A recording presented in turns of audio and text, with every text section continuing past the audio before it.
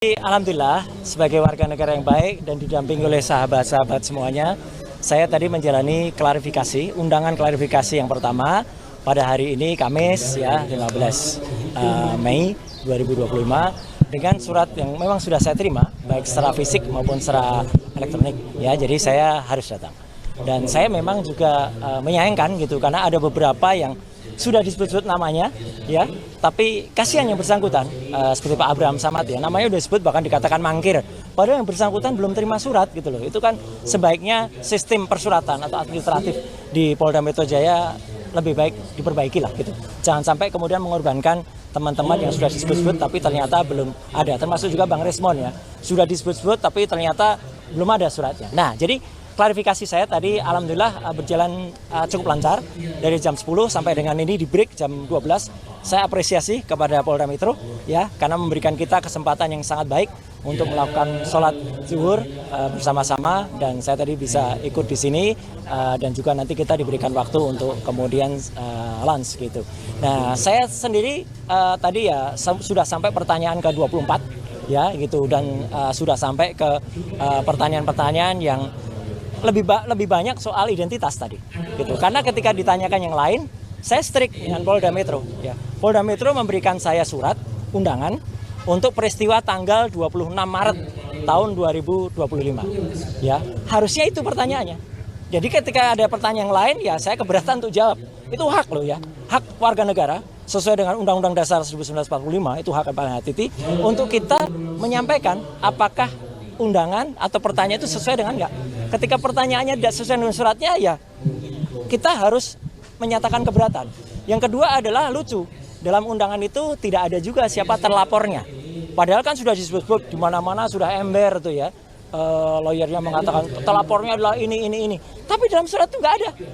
Jadi kalau dalam surat itu nggak ada ya kita nggak wajib gitu melakukan klarifikasi. Pelapornya ada Joko Widodo ya, pasal-pasalnya banyak banget gitu ditulis, tapi terlapornya nggak ada.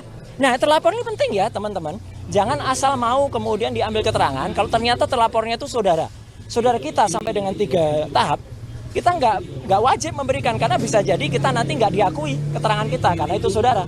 Apalagi yang terlapor itu misalnya kita sendiri ya, jadi kita nggak usah ngasih jawaban karena kita berhak untuk diam, berhak untuk tidak memberikan keterangan kalau memang itu tidak tertulis. Jadi terlapornya tidak ada. Ini penting banget ya, terlapornya. Yang kedua adalah locus delicti dan tempus delicti 26 Maret itu saya berpegang ke situ. Jadi kalau bukan itu yang ditanyakan, saya keberatan untuk jawab. Kemudian satu lagi adalah barang buktinya. Itu disebut Undang-Undang Informasi Elektronik bla bla bla bla. Mohon maaf sekali lagi, saya ikut merumuskan Undang-Undang Informasi dan Transaksi Elektronik. Jangan sembarangan menggunakan pasal itu untuk mempidanakan orang. Ya, Undang-Undang Informasi Transaksi Elektronik dibuat dengan niat baik agar Indonesia itu terlepas dari dikucilkan ke dunia internasional karena kita tidak memiliki undang-undang dalam bidang e-commerce. Jadi pasal-pasal itu adalah misalnya untuk 32 dan 35. Itu misalnya untuk seseorang ngirim bukti transfer kepada teman. Tapi bukti transfer direkayasa, diutak-utik. 1 juta dijadikan 10 juta. Nah, itu yang dipidana. Ada orang misalnya ya posting ini ijazah asli gitu ya.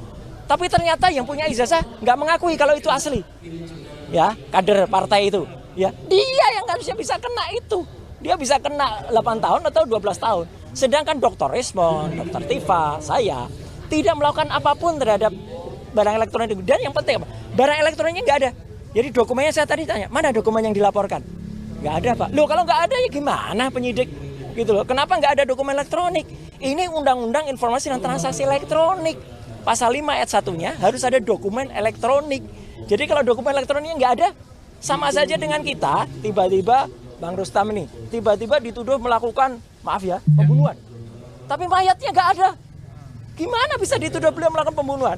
Bahkan kalaupun ada mayatnya diperiksa dulu, diforensik dulu. Benarkah mayat itu terbunuh atau dibunuh? Kalau Bang Rusman tiba-tiba ngaku aja oh iya saya mau, ya kasihan beliau dong. Jadi saya ngajak teman-teman untuk lebih berpikir ya, termasuk juga penyidik ya. Jangan Anda mau ya diminta untuk mencantumkan pasal-pasal yang bukan peruntukannya gitu loh. Jadi 3 itu yang kemudian saya pertanyakan ya, diselundupkan pasal itu. Jadi sekali lagi teman-teman, saya tetap mengapresiasi Polda Metro dan saya cepat ya jam 10 tadi itu sudah 24 pertanyaan Ya, kalau rata-rata pada sampai 40-70 ya insya Allah nggak sampai sore ya, atau nggak sampai malam lah. Mungkin sore nggak apa-apa lah, kami ngobrol-ngobrol sambil ngasih kuliah kan nggak apa-apa. Gitu. Jadi kita ngasih kuliah tentang undang-undang ITE tadi di dalam itu. Ini naskah akademiknya gini, ini harusnya pasal ini digunakan. Oh siap bang, itu. Jadi itu yang benar, jangan asal mau kita dipaksa.